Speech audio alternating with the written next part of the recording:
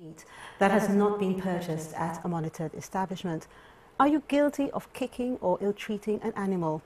Whether as pets or livestock, what's your attitude towards animals and the reasons for their survival?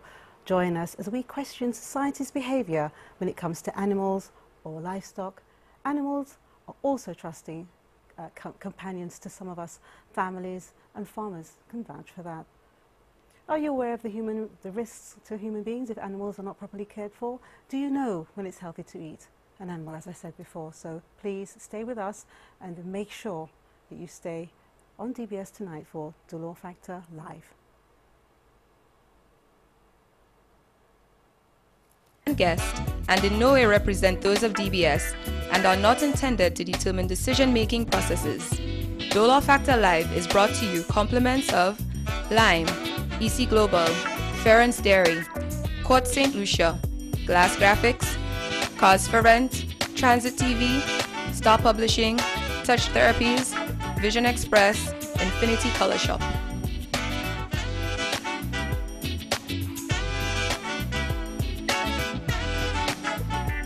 Hello and welcome to Dolor Factor Live. I'm Delia Dolor.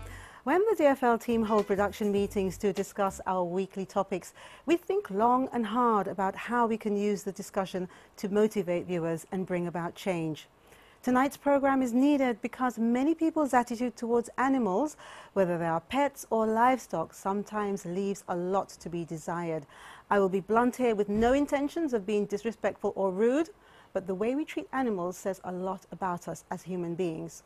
Some may even say if we're prepared to kick an animal, we'd be prepared to kick a human being. Now, that's something we may touch on tonight. Ultimately, I'd like you to share your views with us about the treatment of animals and come up with a plan to treat them better. Our guests tonight, as you would expect, have a lot of knowledge and experience dealing with animals of the 0, 2, 4 and even 6-legged kinds. So I'd like to welcome Dr. George Joseph, the Chief Veterinary Officer, and Michael Bobbs, the Chief Forestry Officer, to the DFL set. Good night, gentlemen. Good night. I'm really looking forward to tonight's show because I really do believe this is a very important issue and something that we really do need to ask our viewers to think very carefully about the animals in our lives. So I'm really, really happy that you're both here with us. Oh, it's a pleasure to be on the program tonight. Good. Pleasure inviting us. Thank you. All right, now when you actually accepted the invitation to be a guest on DFL, what were the deciding factors for both of you? Doctor, I'll start with you. For me, I think it was a very timely intervention. The topic is very appropriate. And I think we are this course with now in St. Lucia, where persons need to be educated, especially animal owners, as to what their roles ought to be as responsible animal owners. Okay, Mr. Bobb? Yeah, well, for me, it's trying to bridge that gap between the behavior of human beings and how they treat animals or how they treat pets. And for me, that goes right into the forest with our parrots and also the fear of crawling animals, because people figure out a snake when it's seen should be dead, whether it's poisonous or not. So we need to look at this and trying to bridge that gap, and also how people behave under strange circumstances and people can compare them as being animals. And you know, this is something we tend to look at because we go back in history and we see we come from animals, we come from the ape or monkey, that type of thing. So I think it's a wonderful program tonight where we can bridge that gap in terms of love of animals, love of pet, and also animals that we also use for food. So that's something I think it's well, you said a lot there that I wanted to jump in and ask questions, you know, because a lot of people will be thinking about, you know, the comparisons between certain animals and certain sexes, you know, and it's something that I think that we'll touch on that as well. But before we actually go into the strength of the program, of course, it's time for 2 in a row, which I'm going to repeat last week's format because viewers loved our questions last week to comedian OGB and UK commentator Chris Stanislas, and they've actually asked to see the pair in action again with a live audience to debate men and women's issues, and so we're working on this, and I'm still amazed that both both of them said that women tell the most lies and that we do it better too. We are going to come at you. Oh. Bring it on. So, Dr. Joseph and Mr. Bobbs, here are your questions. You're laughing. But keep on laughing. Now, here are the rules. You must both answer together as soon as I finish the question, okay? As soon as I finish, no pausing, together. Okay. There are only two possible answers, yes or no. I'm not going to give you the men and women, either yes or no, okay? Quite interesting. Right. Okay. No false starts. The first thing that comes out is the answer we're going to accept. Okay. All right, question number one. Okay. Have you ever wished to be someone else? No. No. Okay. Have you ever been asked, where did you get that shirt or that pen or whatever? And because you didn't want the other person to know where you got it, you just gave an excuse or you lied and you said you didn't know. Yes.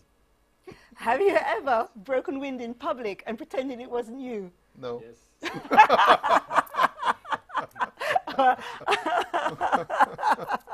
Well, you know, you must be perfect then, because I don't know anyone who hasn't broken wind in public and not pretended, you know. And sometimes I wonder, when we go to official events, you know, how do we do those things?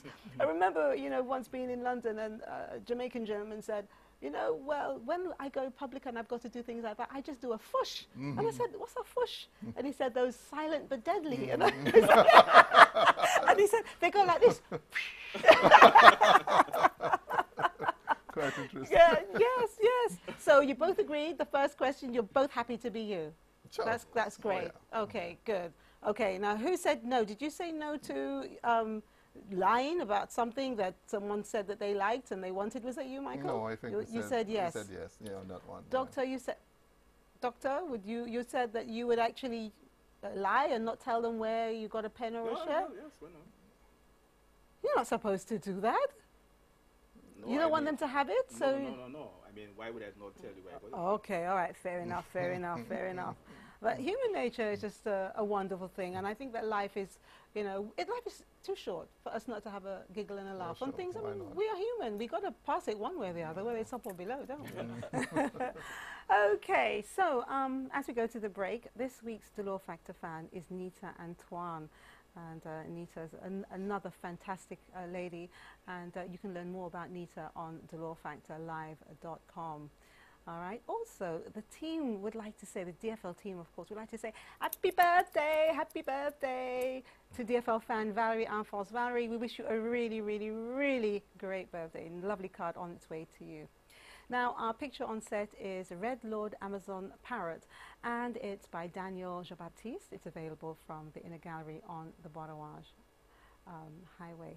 And congratulations to DFL Valentine winners Nancy and Eric Frederick, who dined at Orlando's in Soufrière. Nancy submitted the winning Ference Dairy ice cream dessert, and she won a lovely, lovely treat. And also, the couple who went to Rainforest Hideaway called us and said what a wonderful time they had. So if you missed out on our Valentine's treat this year, just make sure that you don't next year, God willing. Now, later tonight, we will be giving away a unique lampshade created by Suzette of Infinity Colour Shop. I have it here, so I'll maybe show it to you a little later. And this cosmetics bag that it's just been launched. I've got this bag in front of me. You won't really see it, but the lady viewers will know. When you see this, there are lots of stuff in here. And one of them is actually just brand new. If you go to the Mac store, they've just literally just put it out. It's the Archie. You know, everyone is just dying for this. I've just come back from Miami, where Max sent me last week, and everyone is just cluing up. And I spoke to Tamara today, and she said they are just going really, really quick. And I also have one other really wonderful gift for, and I'm saying a lady, but a gentleman too. You know, you may want to give it to your lady. And don't laugh because you think he's going to wear it. No. But if you do, you do. It's your business. But, you know, you may want to get a lovely gift for the lady in your life, and I'm telling you, she would appreciate that. I have one that it's not even in St. Lucia yet, a really, really lovely lipstick, all right? I won't be able to give it to you right now because I have to actually wait for the date that it's released, but I have it, and we'll give that to you, okay? So you'll be really, really lucky. And remember, last year, we had Giselle from MAC. She was a guest on DFL, and she applied makeup to DFL sponsor Kiefer Glass of Glass Graphics. Well, she showed me a great way to put on false eyelashes, and we're going to give you a little step-by-step on that on the Dolor Factor Live website. So if you're interested in that, ladies, we're going to do something for you. Okay, but to win a DFL treat tonight, tell us this. What is the name of the world's smallest snake that is found only in St. Lucia? All right? What is the name of the world's smallest snake that can only be found here in St. Lucia? The question is on DolorFactorLive.com, Facebook, Dolor Factor Live TV show, and BBM and WhatsApp profiles. When we come back, we want you to explore your attitude towards animals, so don't go away.